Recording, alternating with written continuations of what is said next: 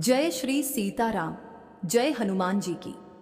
भक्तों, चैत्र मास की पूर्णिमा तिथि एक अत्यंत पावन और दिव्य दिवस के रूप में मनाई जाती है।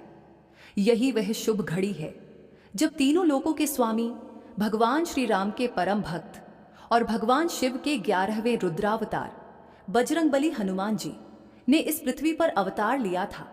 त्रेता युग में धर्म की रक्षा, असुरों के विनाश और मर्यादा पुरुषोत्तम श्री राम के काज संवारने के लिए ही महादेव ने वानर रूप में जन्म लेना स्वीकार किया था। हनुमान जी की जन्म कथा केवल एक घटना नहीं है, बल्कि यह देवलोक, ऋषि मुनियों के श्राप, तपस्या और ईश्वरीय वरदान का एक अद्भुत संगम है। तो चलिए अपने मन में भक्ति का दीप जलाए और सच्चे भक्ति भाव से बोले, बजरंगबली हनुमान जी की जय। सृष्टि के आरंभिक कालों की बात है, जब देवराज इंद्र का स्वर्गलोक अपनी चरम भव्यता और अलौकिक ऐश्वर्य पर था। अमरावती नगरी, जिसे स्वर्ग की राजधानी कहा जाता है, अपनी सुंदरता के लिए तीनों लोकों में विख्यात थी। वहां के महल शुद्ध स्वर्ण और दिव्य रत्नों से जड़े हुए थे। कल्प वृक्ष की ठंडी छांव और पारिजात पुष्पों की मनमोहक सुगंध पूरे देवलोक के वातावरण को निरंतर सुगंधित कर रही थी। इंद्रदेव की सुधर्मा नामक सभा में गंधर्वों का गायन और अप्सराओं का नृत्य नित्य प्रति देवताओं का मनोरंजन किया करता था। इस सभा में कभी कोई दुख, शोक या वृद्धावस्था का प्रवेश नहीं होता था। चारों ओर केवल आनंद, संगीत और भक्ति का वास था। इसी देवलोक में पुंजिकस्थला नामक एक अत्यंत रूपवती अप्सरा निवास करती थी। पुंजिकस्थला का सौंदर्य ऐसा था कि बड़े बड़े देव, गंधर्व और यक्ष उसे देखकर मुग्ध हो जाते थे। वह देवराज इंद्र की राजसभा की प्रमुख और सबसे निपुण नृत्यांगनाओं में से एक थी। उसकी आंखें मृग के समान थीं, चाल में हंस जैसी गरिमा थी और स्वर में वीणा जैसी मधुरता थी। परंतु अपने इसी अद्वितीय रूप, कला और सौंदर्य के कारण उसके भीतर एक गहरा अहंकार भी उत्पन्न हो गया था। उसे लगता था कि संपूर्ण ब्रह्मांड में कोई भी पुरुष या तपस्वी ऐसा नहीं है जो उसके रूप के आकर्षण से बच सके। पुंजिकस्थला को अपनी कला से अधिक अपने दैहिक सौंदर्य पर गुमान था और यही अभिमान उसके पतन का कारण बनने वाला था। एक दिन प्रजापति ब्रह्मा जी के मानस पुत्र और सप्तर्षियों में से एक परम ज्ञानी महर्षि अंगिरा देवलोक में पधारे। महर्षि अंगिरा का तेज मध्याह्न के सूर्य के समान प्रखर था। उनके मस्तक पर कठोर तपस्या का ओज चमक रहा था। उन्होंने अपने मन और सभी इंद्रियों को पूरी तरह से जीत लिया था और वे सदैव परमात्मा के ध्यान में लीन रहते थे। सांसारिक और भौतिक सुखों से उन्हें कोई मोह नहीं था। उनका हृदय केवल ईश्वर की भक्ति और वैराग्य से परिपूर्ण था। महर्षि अंगिरा जब चलते थे तो उनके चारों ओर एक दिव्य शांति का आभास होता था। महर्षि अंगिरा जब इंद्र की सुधर्मा सभा में पहुंचे तो उन्होंने तुरंत अपने सिंहासन से उठकर उनका स्वागत किया। उन्होंने महर्षि के चरण पखारे, उन्हें आदर पूर्वक एक उच्च और दिव्य आसन पर बैठाया और विधिवत उनका सत्कार किया। इंद्रदेव भलीभांति जानते थे कि महर्षि अंगिरा जैसे तपस्वियों का आशीर्वाद पूरे देवलोक के लिए कल्याणकारी और रक्षा कवच के समान है। अतिथि सत्कार के पश्चात देवराज इंद्र के मन में विचार आया कि इतने महान ऋषि उनके लोक में पधारे हैं तो उनके आदर और मनोरंजन के लिए स्वर्ग के सर्वश्रेष्ठ नृत्य और संगीत का आयोजन होना चाहिए। देवराज इंद्र ने अपनी सबसे सुंदर और निपुण अप्सरा पुंजिकस्थला को सभा में प्रस्तुत होने और अपना सर्वश्रेष्ठ नृत्य प्रस्तुत करने का आदेश दिया। पुंजिकस्थला अपने पूर्ण 16 श्रृंगार करके सभा में उपस्थित हुई। उसके घुंघरुओं की झंकार से पूरी सुधर्मा सभा गूंज उठी। देववादकों ने वीणा, मृदंग और बांसुरी के अत्यंत मधुर स्वर छेड़े। पुंजिकस्थला ने अपना मनमोहक नृत्य आरंभ किया। उसकी भाव भंगिमाएं, उसके कदम और उसका आकर्षण इतना तीव्र था कि सभा में उपस्थित सभी देवता, यक्ष और गंधर्व मंत्रमुग्ध होकर उसे एकटक देखने लगे। नृत्य के दौरान पुंजिकस्थला बार बार महर्षि अंगिरा की ओर देखती। उसके मन में यह विचार चल रहा था कि उसका यह अनुपम रूप और मादक नृत्य इस महान मुनि की समाधि को भी भंग कर देगा और वे भी उसकी ओर आकर्षित हो जाएंगे। वह अपने सौंदर्य का पूरा प्रभाव जानबूझकर अर्शी पर डालना चाहती थी, परंतु महर्षि अंगिरा का स्वभाव तो अत्यंत निर्मल और वीतरागी था। वे शरीर और रूप के इस नश्वर खेल से बहुत ऊपर उठ चुके थे। जैसे ही नृत्य आरंभ हुआ और पुंजिकस्थला ने अपने हाव भाव प्रदर्शित करने शुरू किए, महर्षि अंगिरा ने शांतिपूर्वक अपनी आंखें मूंद लीं। बाहरी दुनिया का वह कोलाहल, वह मनमोहक संगीत और अप्सरा का वह लुभावना नृत्य उनके लिए पूरी तरह अर्थहीन था। उन्होंने अपना ध्यान अपने भीतर स्थित परमात्मा के श्री चरणों में लगा दिया। जहां पूरी सभा अप्सरा के रूप जाल में उलझी थी, वहीं महर्षि की चेतना ब्रह्मांड के अनंत सत्य में विलीन हो गई। उनके मुख पर एक अलौकिक शांति छा गई। जब पुंजिकस्थला का वह लंबा और थका देने वाला नृत्य अंततः समाप्त हुआ, तो देवराज इंद्र ने तालियों और प्रशंसा के साथ उसका अभिवादन किया। इंद्रदेव महर्षि अंगिरा की प्रतिक्रिया जानने के लिए अत्यंत उत्सुक थे। वे जानना चाहते थे कि महर्षि को स्वर्ग लोक की यह श्रेष्ठ कला कैसी लगी।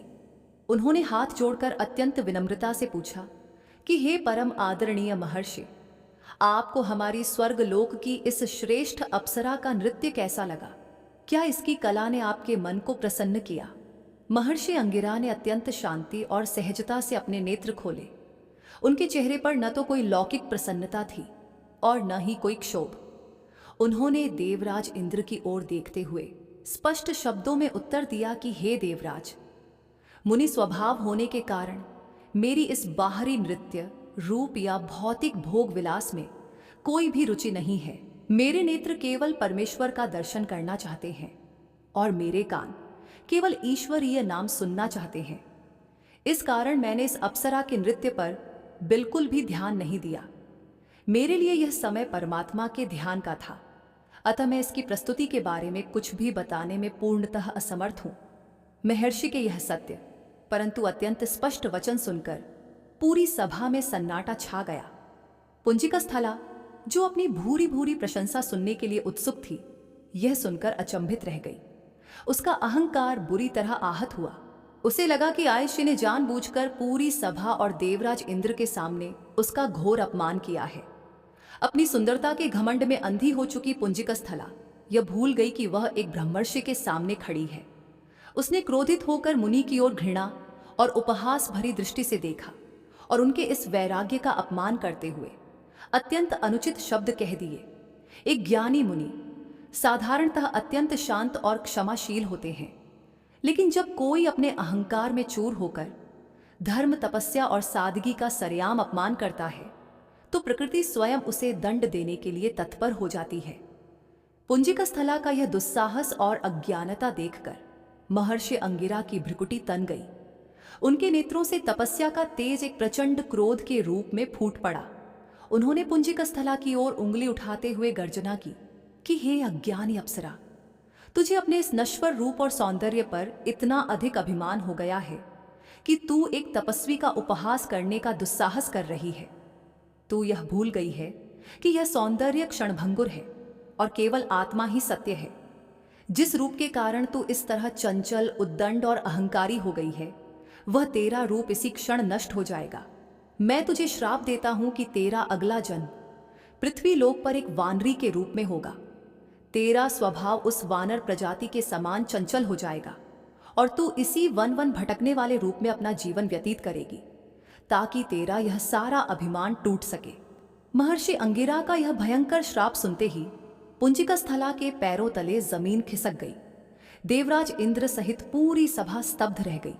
पुंजिकस्थला का सारा रूप, गर्व और अहंकार एक ही क्षण में आंसुओं में बह गया। उसे अपनी भयंकर भूल का आभास हो गया था कि उसने किस महान विभूति का अपमान किया है। वह दौड़कर महर्षि अंगिरा के चरणों में गिर पड़ी। फूट फूट कर रोते हुए उसने महर्षि के चरण कसकर पकड़ लिए और गिड़गिड़ाते हुए क्षमा याचना करने लगी। उसने रोते हुए कहा कि हे दयालु महर्षि, मुझे क्षमा कर दें। मेरे अहंकार ने मेरी बुद्धि को भ्रष्ट कर दिया था और मैं अज्ञान के गहरे अंधकार में थी। कृपा करके अपने इस कठोर श्राप को वापस ले ले, अन्यथा मेरे जीवन का कोई अर्थ नहीं रह जाएगा और मैं हमेशा के लिए नष्ट हो जाऊंगी। देवराज इंद्र ने भी अपने आसन से उठकर हाथ जोड़कर महर्षि से उस नादान अप्सरा पर दया करने की प्रार्थना की। मुनि अंगिरा का क्रोध अब शांत हो चुका था। चूंकि आशियों का श्राप कभी निष्फल नहीं जाता और न ही उसे पूरी तरह वापस लिया जा सकता है। इसलिए महर्षि ने उस श्राप में एक कृपा और आशीर्वाद जोड़ते हुए कहा कि हे पुंजिकस्थला, मेरा श्राप मिथ्या नहीं हो सकता, इसलिए तुझे मृत्यु लोक में वानरी का जन्म तो लेना ही पड़ेगा। परंतु तेरे इस सच्चे पश्चाताप के कारण मैं तुझे यह वरदान देता हूं कि वानरी होने के बावजूद तेरा रूप अत्यंत कमनीय और सुंदर होगा। तू अपनी इच्छा से अपना रूप बदलने में भी सक्षम होगी। और यह बात स्मरण रख, जब तू एक महान तपस्या करेगी और तेरे गर्भ से स्वयं भगवान शिव के अंश का जन्म होगा, एक ऐसा महाबली पुत्र जो तीनों लोकों में अपनी कीर्ति फैलाएगा, तब उसी क्षण तुझे इस वानरी योनि से मुक्ति मिल जाएगी और तू पुनः अपना देव स्वरूप प्राप्त कर लेगी। महर्षि अंगिरा के इन वचनों के साथ ही पुंजिकस्थला के भाग्य का निर्णय हो गया था। महर्षि वहां से प्रस्थान कर गए और पुंजिकस्थला अपने श्राप को भोगने और उस महान मुक्तिदाता पुत्र की प्रतीक्षा के लिए पृथ्वीलोक पर जन्म लेने की तैयारी करने लगी। यही वह घटना थी जिसने भविष्य में माता अंजना और कपिराज केसरी के मिलन की पृष्ठभूमि तैयार की। देवलोक की उस घटना और महर्षि अंगिरा के उस कठोर श्राप के पश्चात अप्सरा पुंजिकस्थला का स्वर्ग में समय समाप्त हो गया। नियति के अटल विधान और मुनि के वचनों के अनुसार उसे अपनी भूल का प्रायश्चित करने के लिए पृथ्वीलोक पर जन्म लेना ही था। स्वर्ग के सुखों को पीछे छोड़कर पुंजिकस्थला की आत्मा ने मृत्युलोक की ओर प्रस्थान किया। उन्हीं दिनों पृथ्वी पर वानरों के एक अत्यंत प्रतापी और धर्मनिष्ठ राजा हुआ करते थे, जिनका नाम वानरराज कुंजर था। वानरराज कुंजर अपनी वीरता, न्यायप्रियता और प्रजा के प्रति अपने प्रेम के लिए दूर दूर तक विख्यात थे। उनके महल में किसी भी प्रकार के धन धान्य या ऐश्वर्य की कोई कमी नहीं थी, परंतु उन्हें एक ही बात की चिंता सताती थी कि उनके घर कोई संतान नहीं थी। पुंजिकस्थला ने वानरराज कुंजर की पत्नी के गर्भ से जन्म लिया। जब वानरराज के महल में इस कन्या का जन्म हुआ तो पूरे राज्य में उत्सव मनाया गया। राजा कुंजर ने अपनी इस अत्यंत सुंदर कन्या का नाम अंजना रखा। यद्यपि अंजना ने वानर कुल में जन्म लिया था और उनके भीतर वानरों की सहज प्रवृत्तियां विद्यमान थीं, परंतु महर्षि अंगिरा के उस विशेष वरदान के फलस्वरूप उनका रूप किसी भी साधारण वानरी जैसा नहीं था। उनके मुखमंडल पर देवलोक की अप्सराओं जैसी ही कांति और तेज था। उनका सौंदर्य ऐसा था कि जो भी उन्हें देखता वह मुग्ध हो जाता। अंजना बचपन से ही अत्यंत चंचल होने के साथ साथ अत्यंत भक्ति भाव वाली कन्या थी। जैसे जैसे वे बड़ी हो रही थी, उनके भीतर ईश्वर के प्रति एक गहरी श्रद्धा और संतों के प्रति अगाध सम्मान उत्पन्न हो रहा था। पूर्व जन्म के श्राप का प्रभाव यद्यपि उनके अचेतन मन में कहीं दबा हुआ था, परंतु इस जन्म में वे पूरी तरह से एक धर्मपरायण जीवन जी रही थी। अंजना के बड़े होने पर वानरराज कुंजर को उनके विवाह की चिंता सताने लगी। वे अपनी इस दिव्य और गुणवान पुत्री के लिए एक ऐसा वर चाहते थे जो बल, बुद्धि और पराक्रम में अद्वितीय हो। उसी समय में सुमेरु पर्वत के निकट एक अत्यंत शक्तिशाली वानर साम्राज्य था, जिस पर कपिराज केसरी का शासन था। कपिराज केसरी कोई साधारण वानर नहीं थे। वे देवगुरु बृहस्पति के अंश से उत्पन्न हुए थे। उनका शरीर वज्र के समान कठोर और बलवान था। वे युद्ध कला में अत्यंत निपुण थे और बड़े बड़े राक्षस भी उनके नाम से कांपते थे। उनकी कीर्ति चारों दिशाओं में फैली हुई थी। जब वानरराज कुंजर ने कपिराज केसरी के पराक्रम, उनके धर्म, कर्म और उनके सुशासन के बारे में सुना तो उन्हें लगा कि अंजना के लिए केसरी से योग्य वर पूरे आर्यावर्त में और कोई नहीं हो सकता।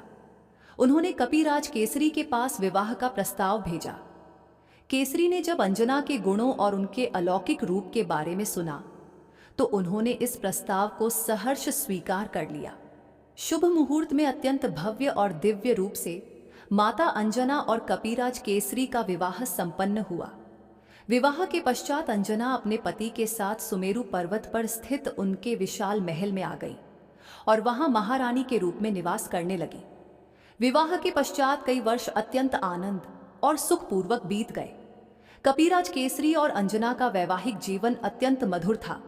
दोनों एक दूसरे के प्रति पूर्ण रूप से समर्पित थे, परंतु जैसे जैसे समय बीतता गया अंजना के मन में एक गहरा अवसाद घर करने लगा। इतने वर्ष बीत जाने के पश्चात भी उन्हें संतान की प्राप्ति नहीं हुई थी। एक स्त्री के लिए मातृत्व का सुख न मिल पाना एक बहुत बड़ी पीड़ा होती है। अंजना जब भी अपने राज्य के बच्चों को क्रीड़ा करते हुए देखती तो उनकी आंखों में आंसू आ जाते। सुमेरु पर्वत का वह विशाल और ऐश्वर्यशाली महल भी उन्हें संतान के बिना सूना सूना लगने लगा। इसके साथ ही जैसे जैसे उनकी पीड़ा बढ़ रही थी, उन्हें स्वप्न में महर्षि अंगिरा के वे वचन भी स्मरण आने लगे थे। उन्हें याद आने लगा था कि वे मूल रूप से पुंजिकस्थला नामक अप्सरा हैं और इस वानरी योनि से उनकी मुक्ति का केवल एक ही मार्ग है, एक ऐसी संतान की प्राप्ति जो तीनों लोकों में पूजनीय हो और जो स्वयं किसी दिव्य शक्ति का अंश हो। बिना संतान के उनका यह श्राप कभी समाप्त नहीं होने वाला था। अपनी इस पीड़ा का निवारण करने के लिए माता अंजना ने कई ऋषि मुनियों से परामर्श किया। सभी ने उन्हें एक ही मार्ग सुझाया, भगवान शिव शंकर की आराधना। संतों ने उन्हें बताया कि देवों के देव महादेव अत्यंत भोले हैं और वे अपने भक्तों की सच्ची पुकार कभी अनसुनी नहीं करते। यदि अंजना घोर तपस्या करके भगवान शिव को प्रसन्न कर ले तो उनका यह श्राप भी मिट सकता है और उन्हें मनवांछित संतान की प्राप्ति भी हो सकती है। यह सुनकर अंजना के मन में एक नई आशा की किरण जाग उठी। उन्होंने यह दृढ़ निश्चय कर लिया कि वे भगवान शिव की तपस्या करेंगी। अंजना ने अपने पति कपिराज केसरी के समक्ष अपनी यह इच्छा प्रकट की। उन्होंने कहा कि हे स्वामी, मैं हमारे कुल की वृद्धि और अपने श्राप की मुक्ति के लिए वन में जाकर महादेव की तपस्या करना चाहती हूँ। कपिराज केसरी स्वयं एक धर्मपरायण और ज्ञानी पुरुष थे। वे अंजना की पीड़ा को भली भांति समझते थे। यद्यपि अपनी प्रिय पत्नी को वन की कठोरताओं में भेजने का विचार उनके लिए अत्यंत कष्टदायक था, परंतु वे यह भी जानते थे कि ईश्वरीय कृपा के बिना यह संभव नहीं है। अतः उन्होंने भारी मन से परंतु पूर्ण सहयोग और आशीर्वाद के साथ अंजना को तपस्या करने की अनुमति दे दी। पति की आज्ञा प्राप्त कर माता अंजना ने अपने महारानी के वस्त्राभूषणों का त्याग कर दिया। उन्होंने तपस्विनी के साधारण वल्कल वस्त्र धारण किए और राजमहल के सभी सुखों को छोड़कर घने और बीहड़ वन की ओर प्रस्थान कर लिया। उन्होंने वन में एक एकांत और पवित्र स्थान का चयन किया जहां एक निर्मल जल की धारा बहती थी। वहां उन्होंने एक छोटी सी कुटिया बनाई और भगवान शिव के शिवलिंग की स्थापना की। इसके बाद माता अंजना ने एक अत्यंत ही कठोर और अकल्पनीय तपस्या का आरंभ किया। आरंभिक कुछ वर्षों तक अंजना ने केवल वन में मिलने वाले कंद मूल और फलों का आहार ग्रहण किया और दिन रात शिव पंचाक्षर मंत्र नमः शिवाय का जाप किया। जब इससे भी उनके मन को संतोष नहीं मिला तो उन्होंने फलों का त्याग कर दिया और केवल सूखे पत्तों और जल के सहारे जीवन व्यतीत करने लगी। सर्दी, गर्मी और वर्षा की परवाह किए बिना वे निरंतर ध्यान में बैठी रहती। कुछ समय पश्चात उन्होंने जल और पत्तों का भी त्याग कर दिया और केवल वायु का भक्षण करके जीवित रहने लगी। उनकी यह तपस्या इतनी घोर थी कि वन के हिंसक पशु भी उनके तपोबल के आगे शांत हो जाते थे। अंजना का वह सुंदर और कमनीय शरीर अब तपस्या की प्रचंड अग्नि में तपकर अत्यंत क्षीण हो गया था, परंतु उनके मुख पर ब्रह्मतेज चमकने लगा था। वे एक पैर पर खड़े होकर बिना पलक झपकाए सूर्य की ओर मुख करके भगवान शिव के उस परम प्रकाश का ध्यान करती रहती थी। वर्षों की इस कठोर साधना से अंजना के शरीर में अब केवल अस्थियों का ढांचा मात्र शेष रह गया था, लेकिन उनकी आत्मा और उनका संकल्प हिमालय से भी अधिक अडिग था। उनके भीतर उठने वाली शिव नाम की ध्वनि अब पूरे वन में गूंजने लगी थी। उनकी इस अलौकिक और निस्वार्थ तपस्या का ताप अब धीरे धीरे कैलाश पर्वत तक पहुंचने लगा था। देवों के देव महादेव, जो अपने भक्तों के थोड़े से जल और बिल्वपत्र से ही प्रसन्न हो जाते हैं, वे माता अंजना की इस अकल्पनीय भक्ति और कष्ट को देखकर अत्यंत द्रवित हो उठे। अब वह समय निकट आ रहा था जब अंजना की वर्षों की यह घोर तपस्या अपने अंतिम चरण में पहुंचने वाली थी और भगवान शिव को अपने एक नए और अद्भुत अवतार की योजना को पूर्ण करना था। एक ओर जहां माता अंजना सुमेरु पर्वत के बीहड़ वनों में भगवान शिव को प्रसन्न करने के लिए अपनी कठोर और अकल्पनीय तपस्या में लीन थी। वहीं दूसरी ओर त्रेता युग के उस कालखंड में एक और महान ईश्वरीय योजना आकार ले रही थी। आर्यावर्त के केंद्र में स्थित पवित्र अयोध्या नगरी में सूर्यवंशी राजा दशरथ का अत्यंत प्रतापी और धर्मनिष्ठ शासन था। राजा दशरथ के राज्य में चारों ओर सुख, शांति और समृद्धि का वास था। उनकी प्रजा उन्हें देवता के समान पूजती थी और अयोध्या का ऐश्वर्य तीनों लोकों में विख्यात था। परंतु इतना विशाल साम्राज्य, अथाह धन संपदा और 3 अत्यंत रूपवती और गुणवान रानियां, कौशल्या, सुमित्रा और कैकेयी होने के बावजूद राजा दशरथ का हृदय सदैव एक गहरे शोक में डूबा रहता था। उनके महल का वह भव्य प्रांगण बच्चों की किलकारियों के बिना अत्यंत सूना लगता था। उम्र ढलती जा रही थी और इक्ष्वाकु वंश का कोई उत्तराधिकारी न होने की चिंता उन्हें दिन रात भीतर ही भीतर खाई जा रही थी। अपनी इस गहन पीड़ा और वंश के भविष्य की चिंता को लेकर एक दिन राजा दशरथ अपने कुल गुरु महर्षि वशिष्ठ के आश्रम पहुंचे। उन्होंने गुरु के चरणों में गिरकर अपनी व्यथा प्रकट की और मार्गदर्शन मांगा। त्रिकालदर्शी महर्षि वशिष्ठ ने ध्यान लगाकर देखा और राजा दशरथ को सांत्वना देते हुए कहा कि हे राजन, आपको निराश होने की आवश्यकता नहीं है। आपके भाग्य में एक नहीं बल्कि 4 अत्यंत तेजस्वी पुत्रों का योग है।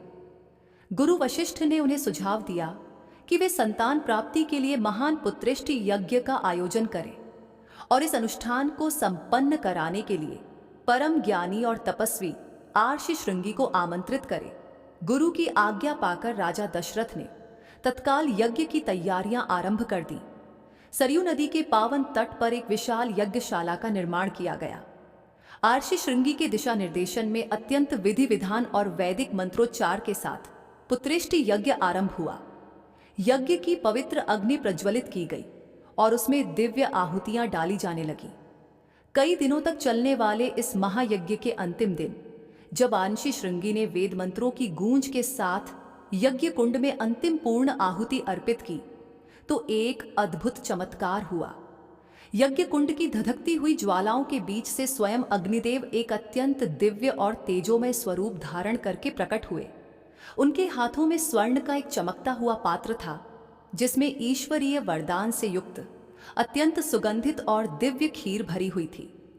अग्निदेव ने वह स्वर्ण पात्र राजा दशरथ की ओर बढ़ाते हुए गंभीर स्वर में कहा कि हे राजन, देवताओं ने तुम्हारी प्रार्थना सुन ली है। यह दिव्य खीर ब्रह्मा जी द्वारा निर्मित है। तुम इसे ले जाकर अपनी तीनों रानियों को खिला देना। इसके प्रभाव से तुम्हें सर्वगुण संपन्न और मर्यादा पुरुषोत्तम पुत्रों की प्राप्ति होगी। राजा दशरथ ने अत्यंत श्रद्धा भाव से अग्निदेव को प्रणाम किया और वह प्रसाद रूपी खीर का पात्र ग्रहण किया। वे हर्षोल्लास के साथ अपने महल में लौटे और उस दिव्य खीर को अपनी रानियों में बांटने का निश्चय किया। उन्होंने उस खीर के 2 बड़े भाग किए और महारानी कौशल्या तथा रानी सुमित्रा को प्रदान किए। इसके पश्चात बचा हुआ भाग उन्होंने अपनी सबसे प्रिय रानी कैकेयी को देने के लिए निकाला। कौशल्या और सुमित्रा ने तो अपना अपना अंश अत्यंत भक्ति भाव से तुरंत ग्रहण कर लिया, परंतु जैसे ही रानी कैकेयी अपना हिस्सा अपने हाथों में लेकर ग्रहण करने के लिए आगे बढ़ी, तभी नियति ने अपना खेल रच दिया। आसमान से उड़ती हुई एक विशाल चील अचानक वहां आई। उस चील की गति इतनी तीव्र थी कि महल के पहरेदार और स्वयं रानी कैकेयी भी कुछ समझ नहीं पाई। चील ने झपट्टा मारा और रानी कैकेयी के हाथों से उस दिव्य खीर का कुछ अंश अपने पंजों और चोंच में दबाकर तेजी से आसमान की ओर उड़ गई।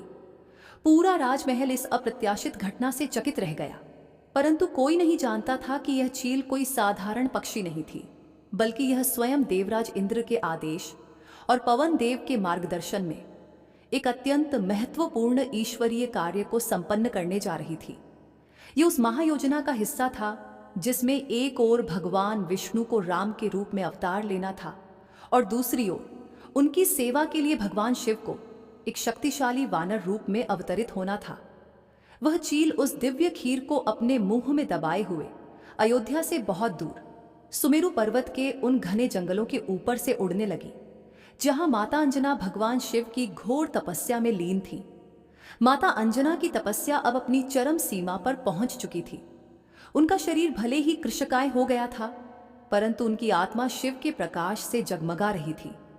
ठीक उसी समय जब वह चील माता अंजना के आश्रम के ठीक ऊपर से गुजर रही थी, पवन देव ने अत्यंत तीव्र गति से हवा का एक झोंका चलाया। इस तेज हवा के कारण चील का संतुलन बिगड़ा और उसके मुंह से वह ईश्वरीय खीर का अंश नीचे गिर पड़ा। उसी क्षण माता अंजना अपनी आंखें बंद किए, दोनों हाथ जोड़े और आसमान की ओर मुख किए हुए शिव मंत्र का गहरा जाप कर रही थी। पवन देव ने अपनी शक्ति से उस गिरती हुई दिव्य खीर को सीधा माता अंजना की ओर प्रवाहित कर दिया। तपस्या की तन्मयता में माता अंजना का मुख थोड़ा खुला हुआ था और वह ईश्वरीय वरदान रूपी खीर सीधे उनके मुख में आकर गिर गई। अचानक हुए इस घटनाक्रम से अंजना की समाधि टूट गई। उन्होंने जब उस दिव्य और मीठे प्रसाद का स्वाद अपने मुख में महसूस किया तो वे चकित रह गईं। उन्हें समझ नहीं आया कि निर्जन वन में यह अलौकिक वस्तु आसमान से कैसे गिरी। माता अंजना तुरंत अपने पति कपिराज केसरी के पास गईं और उन्हें वन में हुई इस पूरी रहस्यमयी घटना का वृत्तांत सुनाया। कपिराज केसरी एक अत्यंत ज्ञानी और देवगुरु बृहस्पति के अंश थे। उन्होंने क्षण भर के लिए आंखें बंद कीं और पूरी ईश्वरीय लीला को समझ गए। उन्होंने मुस्कुराते हुए अपनी पत्नी से कहा कि हे प्रिय, तुम्हें तनिक भी चिंतित होने की आवश्यकता नहीं है। तुमने वर्षों तक जो भगवान शिव की घोर और निष्काम तपस्या की है, यह उसी का फल है। देवों के देव महादेव तुम्हारी भक्ति से प्रसन्न हो गए हैं और उन्होंने ही आकाश मार्ग से यह दिव्य प्रसाद तुम्हारे लिए भेजा है।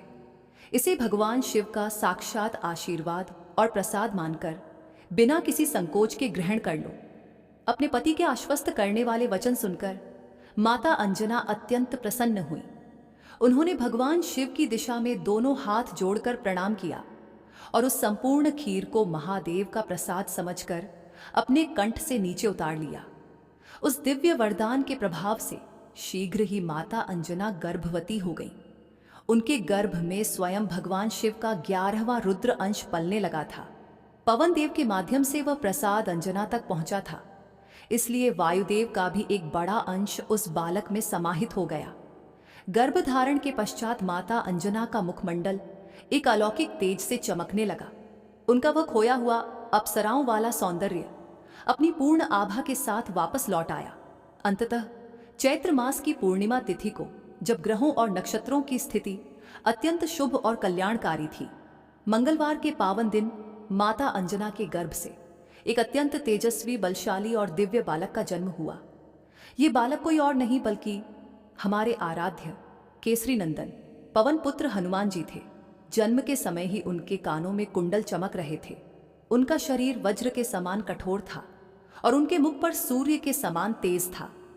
उनके जन्म लेते ही देवताओं ने आकाश से पुष्पों की वर्षा की, गंधर्वों ने मंगल गान किया और पूरा सुमेरु पर्वत हर्षोल्लास से गूंज उठा। बालक के जन्म के साथ ही महर्षि अंगिरा का वह श्राप भी पूर्णतः समाप्त हो गया। माता अंजना को वानरी योनि से मुक्ति मिल गई और उन्होंने जान लिया कि उनका जीवन सफल हो गया है। भगवान शिव के रुद्र रूप, पवन देव के वेग और कपिराज केसरी के बल को धारण करने वाले इस बालक ने आगे चलकर अपने आराध्य प्रभु श्री राम की जो अनन्य और निष्काम सेवा की, वह संपूर्ण ब्रह्मांड के लिए भक्ति का सबसे बड़ा आदर्श बन गई। इसी पावन घटना की स्मृति में आज भी पूरा विश्व चैत्र पूर्णिमा के दिन हनुमान जयंती के पावन पर्व को अत्यंत हर्ष और अगाध श्रद्धा के साथ मनाता है। कथा समाप्त हुई। मिलते हैं अगली कथा में, तब तक के लिए प्रेम से बोलिए जय श्री सीताराम, जय हनुमान जी की।